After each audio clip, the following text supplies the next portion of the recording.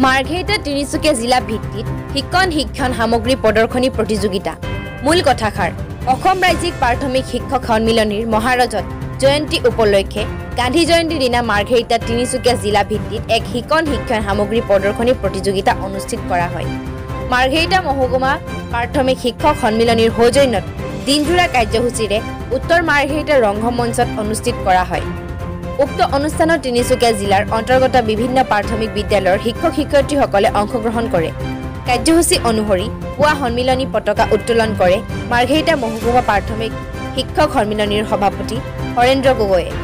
স্মৃতি তৰ্পণ কৰে মাৰ্ঘেৰিটা মহকুমা প্ৰাথমিক শিক্ষক সন্মিলনীৰ প্ৰাক্তন সভাপতি পিনাকী শইকীয়াই। শিক্ষণ সামগ্ৰী প্ৰতিযোগিতাত প্ৰথম নৱজ্যোতি প্ৰাথমিক বিদ্যালয়, দ্বিতীয় দিবং ফকিয়াল আৰু তৃতীয় স্থান লাভ কৰে তচিৰ আলী প্ৰাথমিক বিদ্যালয়ে।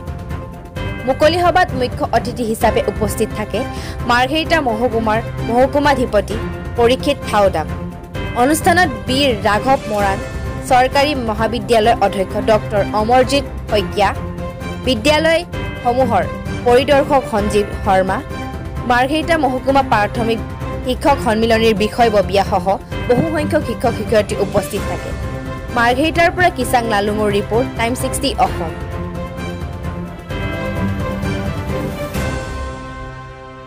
প্ৰদৰ্শনী অনুষ্ঠান এটা অনুষ্ঠিত কৰা হৈছিল। এই অনুষ্ঠানৰ সৰ্বপ্ৰথমে আমাৰ পতাকা উত্তোলন কৰা হয়, তাৰপিছতে আমাৰ স্মৃতি তৰ্পণ আৰু ইয়াৰ পিছতে আমাৰ মূল আকৰ্ষণ প্ৰদৰ্শনী তাৰ উদ্বোধন কৰা হয় আৰু ইয়াৰ পিছতে আমাৰ প্ৰদৰ্শনী মেলা আৰম্ভ কৰা হয়। আৰু এই অনুষ্ঠানৰ লগত সংগতি ৰাখি মাৰ্ঘেৰিটাৰ প্ৰায় 15খনমান বিদ্যালয় ইয়াত অংশগ্ৰহণ কৰি তেওঁলোকৰ উৎকৃষ্ট মানৰ শিক্ষণ সামগ্ৰী অৰ্থাৎ TLM ইয়াত প্ৰদৰ্শন কৰিলে আমি অত্যন্ত সুখী হৈছোঁ।